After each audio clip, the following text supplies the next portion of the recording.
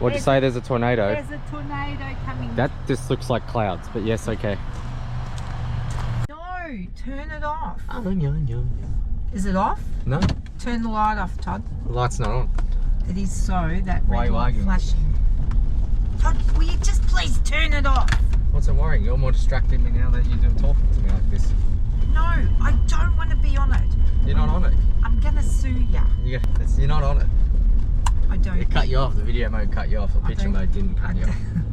I don't care. Please just turn it off. So, me and Mum are walking down Indianapolis downtown here. What do you reckon, Mum? It's very nice, actually. It's actually not bad. It's sort of not that time of night where it's a bit gross, but it's alright. Here we are. No. We're headed to the BC39. I think it's the Prime 47 like street party, I think they called it. A few midgets down there and all that. So the reason we're doing that is something to do. So I'm running the BC39 this weekend for Australian team Griffiths Motorsport, which is pretty cool. Mum actually goes home tomorrow afternoon though, so I got to have my driver's meeting, which is really early, and then head to the track, head to drop her off, and then head back to the track to race. So that'll be interesting. Didn't expect this at all, so it's been good. So I'm already up the road from Pennsylvania Street, so that's just up here. You can see they've just closed the street down. I can already hear Drake, so I'm a little irritated. Next matchup, and this is to go to the final. The team confirmed that. In the CGCPH lane, they have been... Alright, so that was a good deal. I did a pit stop and a little concert. Did the pit stop and a little concert, so and my car didn't get towed. Like Mum said, my car would get towed because I didn't pay for parking. This parking lot is desolate because it's not very nice, but I parked here a lot, so it's fine. Thanks, Captain Obvious. Hi, Mum. What's going on? We're here, just did a quick tour of the Indianapolis Motor Speedway with Mum, so she can come have a look. Yep. And she goes home today. So at the BC39 should be a good event. As you see, I got my back home again an Indiana t-shirt on for the day. Awesome facility, you get goosebumps every time you come in here.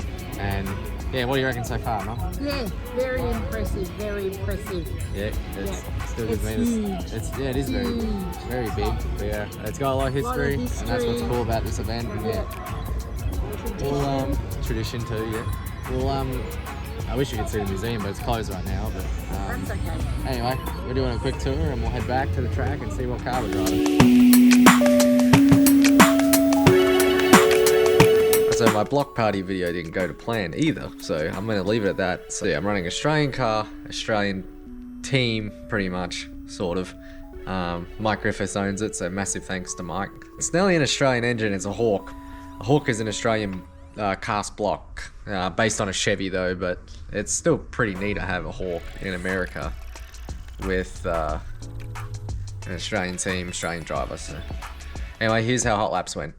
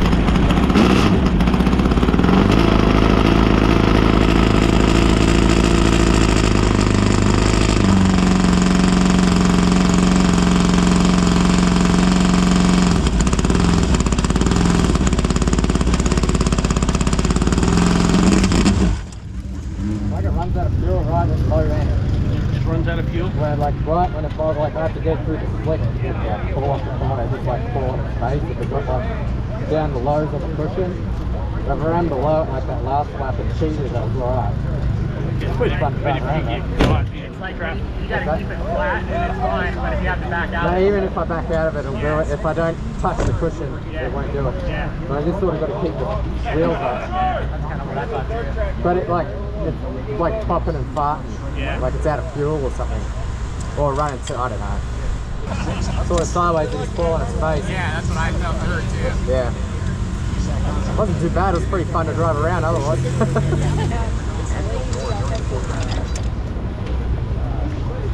Yeah, it just feels like it's running out of fuel on the top. When you're rolling back into it, it's workout. Rolling back into it. It's fine, it feels like at the top.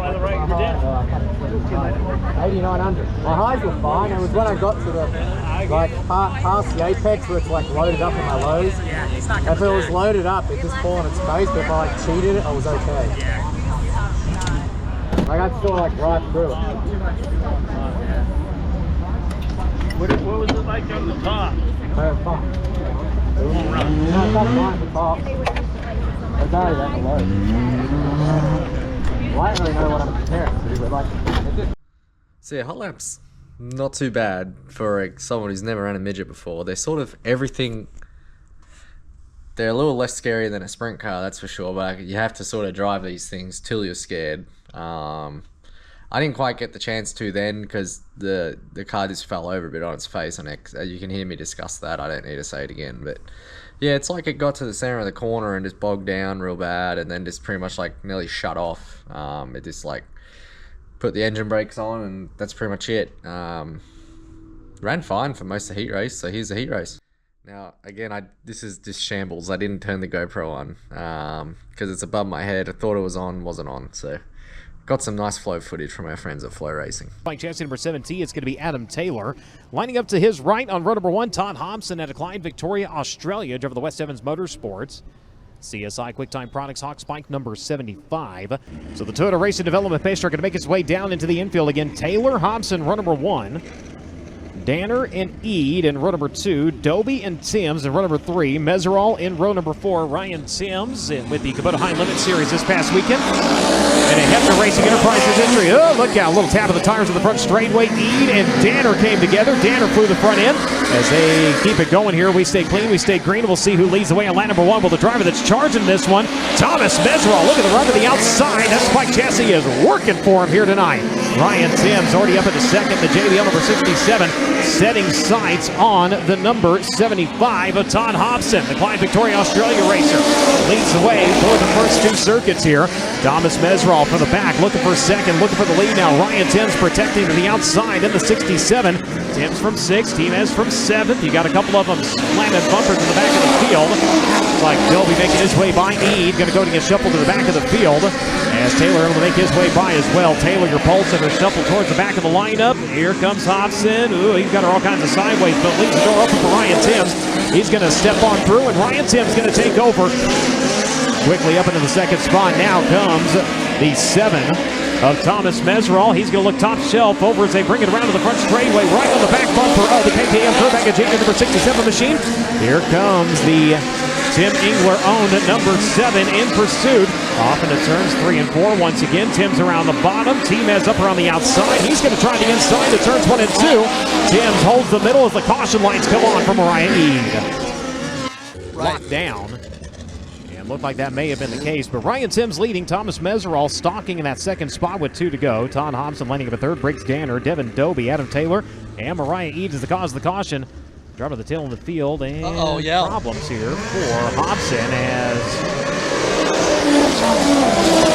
car going to be called back. The 75 come to a rest over on the entrance of turn number 3. Yeah, Todd just went over against the wall there, and I couldn't figure out quite what he was doing. And suddenly, it's clear that he's got some sort of problem to contend with. For Delightful a second, guy.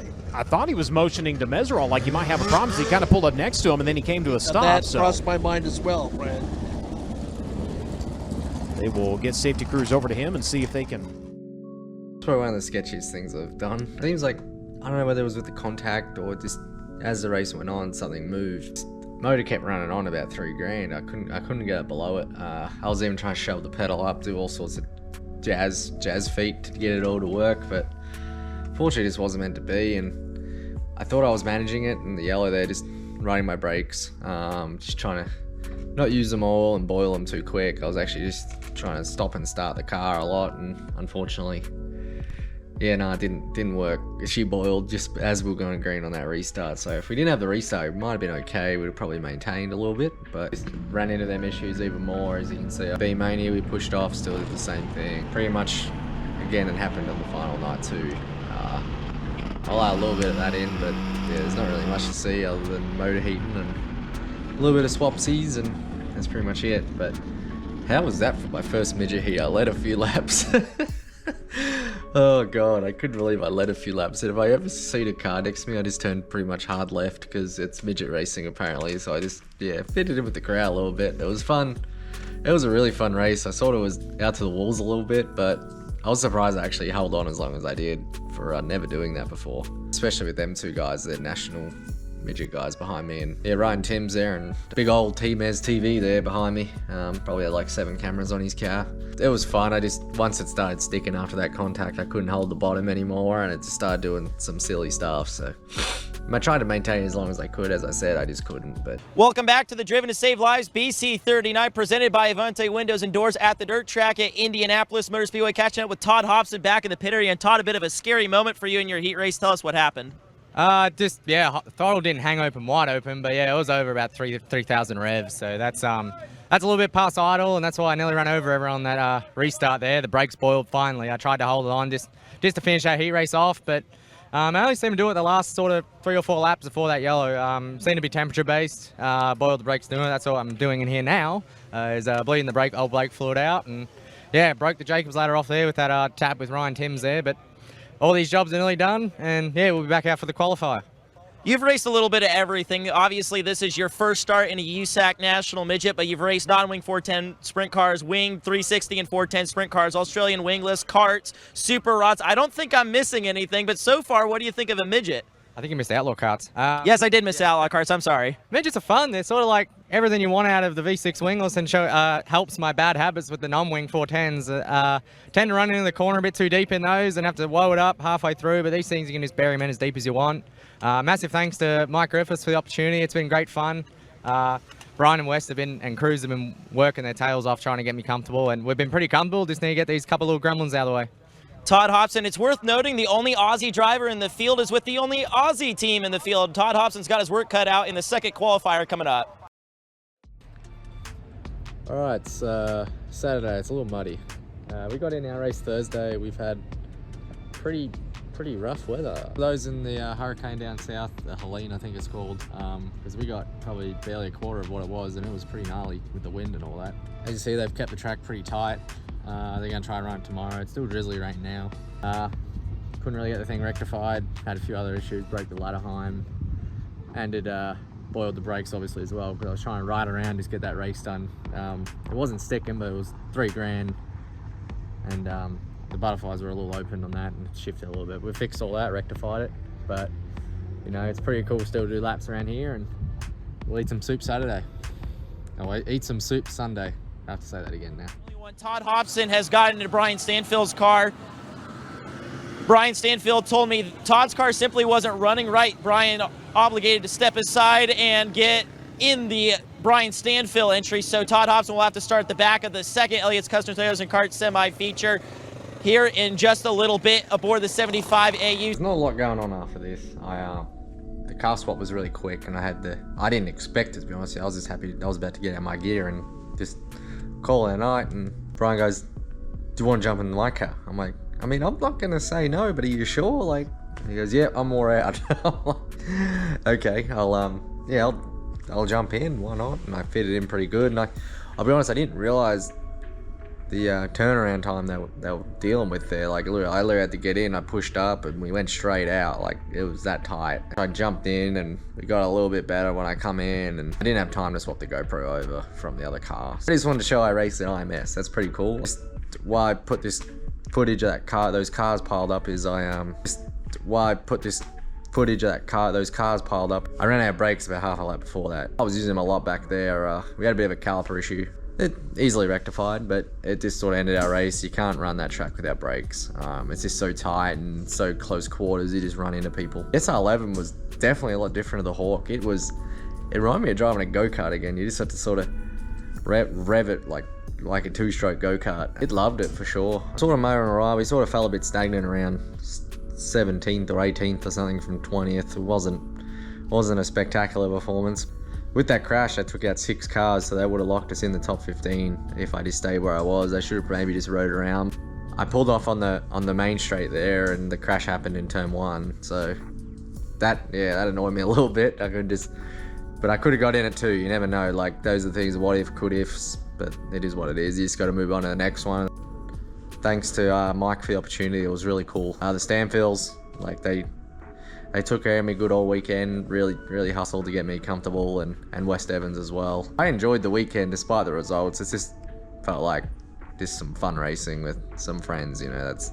That's what you want sometimes, especially on weekends like that. Like, I'm not a midget rider by any means, so it's just good to sit back and enjoy it. And like, everyone's like, oh, were you nervous rolling out? And I'm like, I really wasn't. I just was like, this is gonna be fun, you know. I'm the only one who puts expectations on myself, but I had expectations on myself obviously to do well and try my best, but at the end of the day, like, I just gotta enjoy it. You gotta enjoy those experiences when you race at places like that. So that's enough of me talking. Everyone's probably sick of me talking because I've been trying to fill it all in, but again, thanks to them guys, and probably next ones I'll put up's Lawrenceburg for the final shows of the year, then I'll go backwards.